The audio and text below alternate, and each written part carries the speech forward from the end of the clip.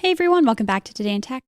Beauchamp, and I'm here with Macworld Executive Editor Michael Simon, as well as Computer World Executive Editor Ken Mingus, G-Tech Talk, as well as on LinkedIn on the Computer World page. So if you have any questions, comments, thoughts that you want to let us know while we are live, please do let me know in either the comments if you're on LinkedIn or the live chat on YouTube, and we'll do our best to get back to you and respond while we're actually talking. So we've talked a little bit, just in like the past few weeks about these new announcements that were made at the Peak Performance. I don't think I'm getting my events confused, right? Peak Performance event.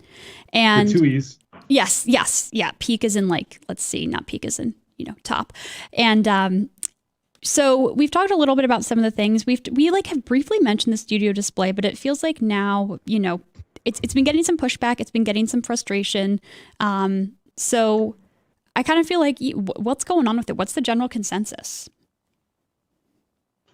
I'd kind of like to wonder the same thing, Michael. You had a great piece in Macworld. This thing just feels like a missed opportunity. That's exactly what it is. It's funny, I was thinking about this as I was preparing for this show, and every couple of years, there's an Apple product that like everybody piles on, like the MagSafe charging Duo, whatever that thing was or is, or HomePod, or something like that. This is an entirely different blunder, if you will. This is such a forced error by Apple, and I don't understand it at all, because Apple has made 15 displays before this, maybe more, all of which were fantastic. They've never really had a banned one. They were expensive, or more expensive than other ones at the time, and people took issue. Sometimes they only worked with like a specific Mac without an adapter. And yeah, there were various issues with them. This one gets so much right and so much wrong that it's a wonder how this got through to us. It's very perplexing. Yeah, I'm really baffled, because ideally, I would love the idea of, one of these things sitting on my desk here. I'm a big Apple fan. And, and it has a lot of good qualities. It's 5K. It's got apparently an amazing sound system. All right. Well, let's start with 5K, because that's where a lot of this 5K is a lot of where the problems start. So I'm not a display expert, but to the best of my knowledge, 5K displays that are also high refresh, 120 hertz ProMotion, and HDR, they don't really exist at this level. And I think that's where the problems start. Apple has it in its head. We saw it with the iMac too, that we need 5K. We do not. 4K is plenty. That's enough case. We don't need 5K. Yep. You cannot tell. If you put a 4K and a 5K display next to each other, you're not going to be able to tell the difference. Your eye's not going to know. So I think that's the first kind of screw up, is that they convince themselves, whoever started this design process, that all right, we're starting with the 5K display, which limits them off the bat. So, because even the Pro Display XDR doesn't have ProMotion. Wasn't the iMac? Wasn't the other earlier iMac 5K? It is. This is that screen. This is that same screen, basically, right? The only thing that's different is it's a tiny bit brighter, which probably has to do with some other factor. It's for all intents and purposes, and maybe even not that. It's the 27-inch iMac without the iMac, but there kind of is the iMac. Because it's got a chip and 64 gigs of RAM. Right. It has an A13 Bionic chip and 64 gigs of RAM, and probably because it's cheaper for Apple at this point to just throw the whole thing in there than to take the storage away from the system on chip and to figure all that out. So they just, what, we're just going to put 64 gigs inside inside a display, which obviously doesn't need. Yeah. Now, if it has that, why isn't Apple taking advantage of it? So those are the two issues that we start with. We have 5K when we don't need it, which cuts off all the things that we do want: HDR, ProMotion. And it has an A13 with a 64 gig hard drive, which opens up a wealth of opportunity. Mm-hmm. It could be an Apple standalone Apple TV. It could be AirPlay. It could be it could run a modified version of iOS. It actually has iOS 15.4 on it. because of the things that it does. Mm-hmm. But instead, we get a $1,600 display that doesn't do anything except center stage, which is fine. And sound, the speakers. But here's the thing with that. Two things. Well, the speakers in a second. One, the camera isn't that great. Depending on your lighting, like Roman Loyola reviewed it for us, and he didn't really see any issues with the display because he did it in a well lit room. Other people did it in rooms with not so good lighting, and there was a noticeable decrease in quality. That's probably going to be corrected. And I assume that's a software issue because Apple has done 12 megapixel cameras in all of its iPads, and they're great. Yeah. So like that's a problem that will be solved. What won't be solved is why the heck do we need center stage on a display? On an iPad, sure, you're walking around. You're going to be sitting and looking at the display, so just like we're doing right now. You don't move very often. Sometimes, sure. It's a gimmicky feature that raised the price, raised the parts, whatever it had to do to get that in there. I don't think it's necessary in this type of a device. It's cool, maybe. I don't think it's needed. Well, let me ask you, Mike. All right, so having detailed some of the flaws here, is this an issue where if this thing were priced at say $10.99 or $12.99, we're not having this conversation. The issue exactly. The issue is that it's got. I'll even give you $12.99. Okay, $12.99. The issue, because that pretty much would match up with the LG, right? If it were $12.99. The Ultra fine, yeah. Yeah, okay.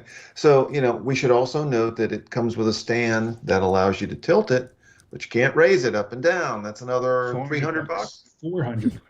$400. It's literally $100 an inch. It's almost like Apple is daring you to buy this thing and prove that you're stupid or a fanboy. I don't get it, and that's the big surprise. But wait, let me say real quick, because Apple rolled this out at the same time that it rolled out the Mac Studio, which I think is a hell of a device. Yeah, totally. So you've got this really somewhat companion devices, the way Apple designed them, the way Apple. Well, that's the implication that you get the headless Mac and then you buy this as the screen, but the headless Mac is like A plus and this is like C minus, and it's like the dichotomy there just doesn't work.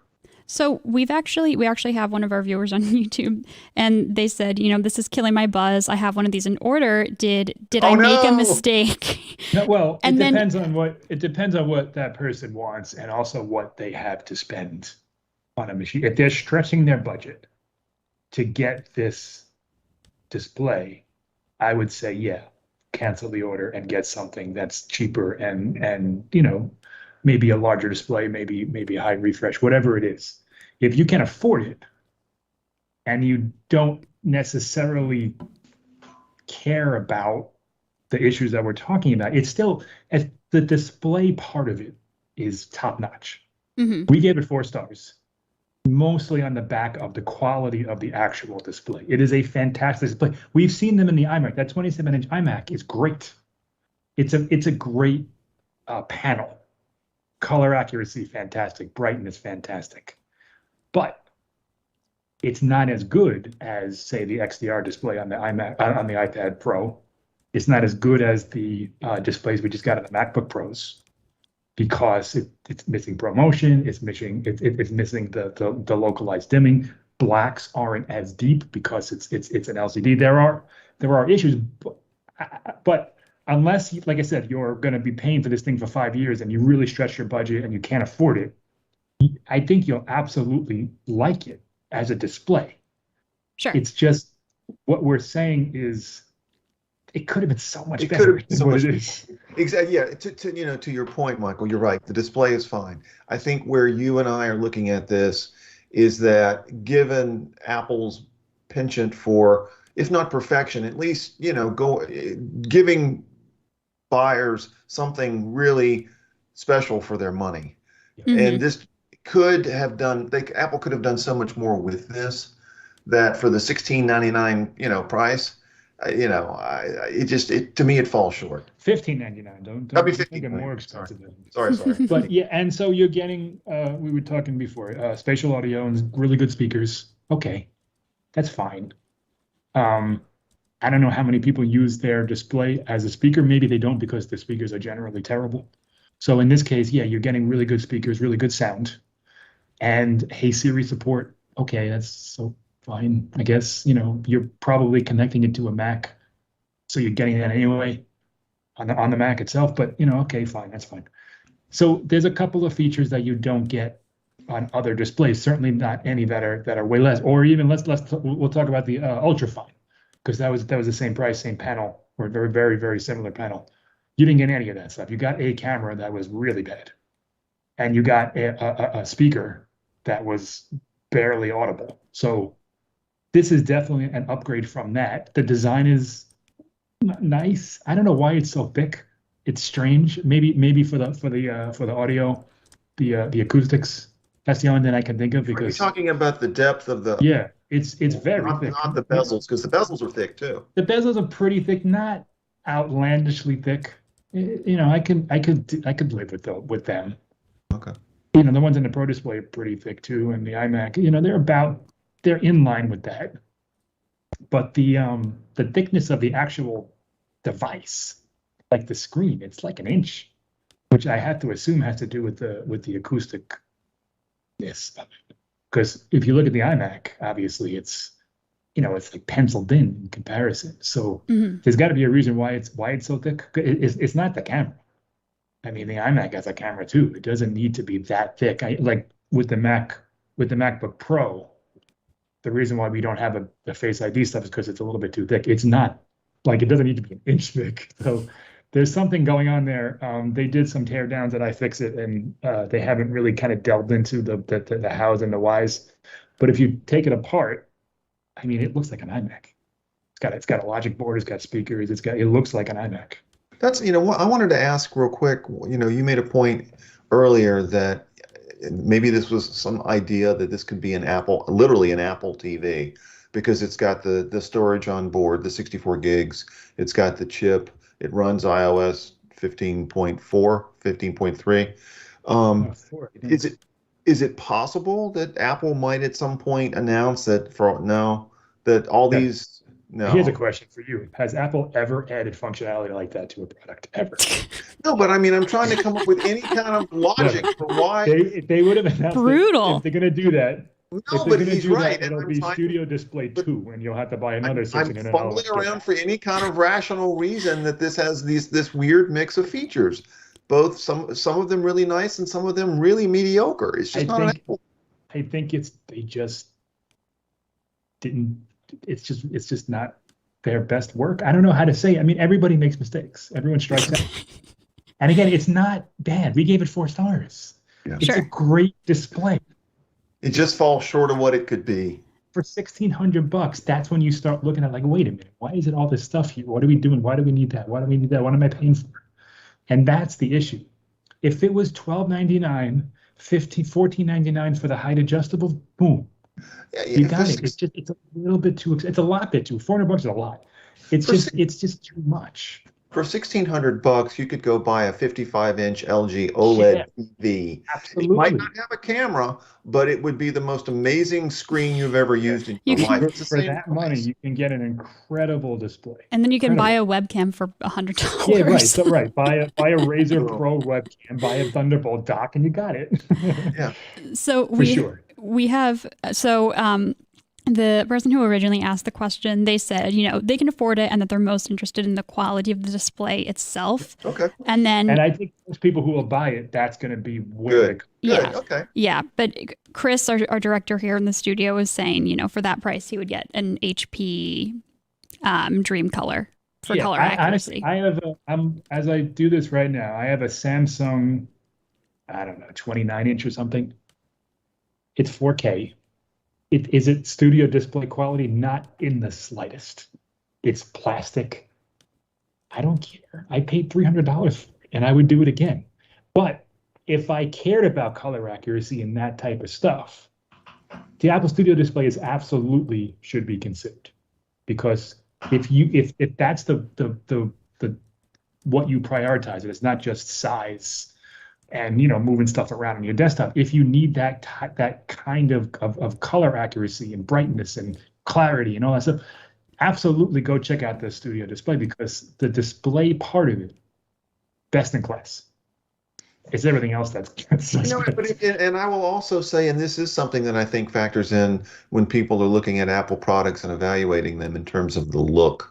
If you've got this sitting on your desk with your new Mac Studio sitting right beside it on a very Spartan minimalist desk, that's going to look really cool. Yeah, it's a nice look. I mean, I know that may seem like a stupid reason. No, not at all. But it really will. It is nicely designed. Absolutely better. So for sure. Just because I'm just glad it doesn't have a notch. Just you hate the notch. So just because I'm curious, I asked what this person in the audience is going to be using it for, just because curious what the deal is. But something that intrigued me, and maybe you guys already discussed this while I was looking at comments and everything, but I think what it's interesting, and I want to say maybe Roman made this point, I'm not sure, is that, you've got the components of an iPhone, an iPad, but it's not touchscreen. So, well, that would be the most shocking thing Apple ever did, if they just came out with a touchscreen display randomly for the Mac. I mean, they can't do that because Mac OS isn't a touch operating system. Right.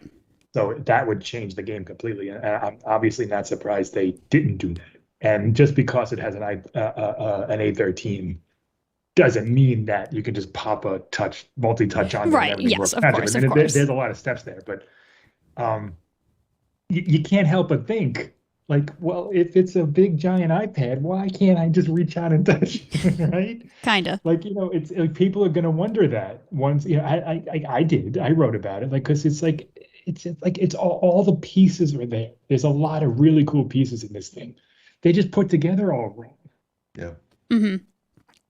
And I think there was another interesting point. And who wrote this? Okay, this was Jason Snell's article also on Macworld. Is that Apple has they do a lot of recycling in both physical metals, but also in components.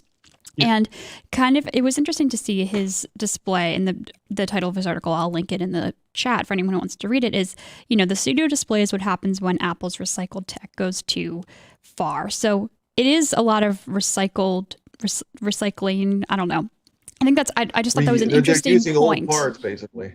Yes. Yeah. What he was saying was that, we've seen this before, in the Mac with the T2 chip, in the iPad with the chips and things, and we've seen Apple use this part here and this part here. This seems like they built the display to use all these parts, rather than building a display and saying, oh, well, we can use that. It seems like somebody brought a big giant box into whoever's lab and said, hey, we got these all parts. Can you make something with them? This feels like you've gone to IKEA and bought some furniture, but you don't have the instructions, and so you're putting it together with whatever you've got. And none of the parts really kind of make sense. Like I said, do we need center stage? Do we need 64 gigs of storage? Do we need 5K? No. It seems like they had, all right, we got a bunch of 5K panels, a ton of A13 chips, 64 gig. Hey, let's make a display. Storage. What can we do? It's funny. I think they've been working on this for a long time, which is also perplexing, because we heard rumors. I'm going back 2 years now. Yeah, a couple of years at least. Of a 27-inch iMac that looked like the Pro display. This was before WWDC 2020. We got that rumor. And then we got the iMac with the chin, and everyone was all disappointed because we had our expectations for a chinless iMac. But if you're looking at supply chain stuff, that's what this is. This is a 27-inch iMac, because you don't know the difference between an M1 and an A13 when you're looking at supply chain. You just see logic board, display, sure, speakers, these parts. It's basically an iMac, and I completely understand now how the rumors were pretty close until we got this rumor 2 days before the event that this display was coming. Before that, we hadn't really heard that this was supposed to be the 27-inch iMac. That's not coming now. This is the 27-inch iMac. Apple wants you to buy this in place of the iMac, except you have to buy a $2,000 computer to go with it. So now we're talking about a $3,500 iMac. Gotcha. Is it possible that this is the result, actually, that there were plans for a 27 iMac and that the supply chain problems, they couldn't get all the parts they needed, so they just decided maybe to dumb it down and make it a display? They might have pivoted. Who knows? I mean, obviously the That would chassis, explain at least how we've got what we've got. Yeah. They started out to build a the chassis 27. would be different because there has to be some kind of a chin Yeah. with the M1. Presumably would have been an M1 Pro. I don't know. I mean, we've seen this before. We saw it with the Apple Watch. Apple wouldn't admit it, and they won't admit it, nor did they have to. But that wasn't what was supposed to be the Series 7. They had to change that at the last minute because of supply issues. They couldn't, so they tweaked the design. So yeah, Apple can pivot at the last minute, so to speak. Maybe sometime middle of last year they realized like, hey, this isn't going to work, and nor do we really need it, because 24-inch iMac, 27-inch iMac, like you don't need it. The iMac is supposed to be what it is. The 24-inch iMac is the iMac. The iMac is for people like me. It's not for pros. They kind of forced the iMac Pro on professionals because they didn't want the trash can. They said, all right, you want this? Here, take it. But that's not what they want. They want a modular machine. They want a headless Mac. The Mac Studio is perfect for those types of users. Perfect. Studio Display could have been. It's just not quite. It's not quite the perfect companion to the Mac Studio. Thankfully, there's tons of displays out there, so it doesn't really matter. You don't have to buy this. It's a beautiful misfire. I don't even know if it's beautiful. It's nice looking. It's nice looking. It's a display. What's so beautiful about Right, it's a nice looking misfire then. Okay. The stand is too thick. The bezels are a little bit too thick. There's no Apple logo on the front. It's fine. Like, it's not beautiful. Well, there you go. I think that, I like that you're firm in your belief and like really and firm in your opinion. So thank you both so much for calling in and chatting about this. I think it was a pretty interesting discussion. It was great to hear from our audience as well about, who is going to use this and why they want to use it. To that end, they said that. Hey, Juliet. Yes. Real quick before you sign off, maybe the user who asked us whether or not he or she should buy it, when you get it, ping us back and let us know what you think. Yeah, absolutely. They said that that they agreed with you, Ken, that aesthetics come into play for them. So okay, gotcha. Fair enough. Understood. Yeah, let us know. So thank you all so much for watching this episode of Today in Tech. If you like this video, please give it a thumbs up. And if you were watching on LinkedIn, you can head over to our YouTube channel, IDG Tech Talk, subscribe to the channel over there. Also like the video over there and hit the bell icon so you're notified every single time we post a new video. If you have any questions, comments, thoughts, if you've tried the Studio Display out and you love it or you hate it or you don't have an opinion on it, let me know in the comments. Thanks again for watching.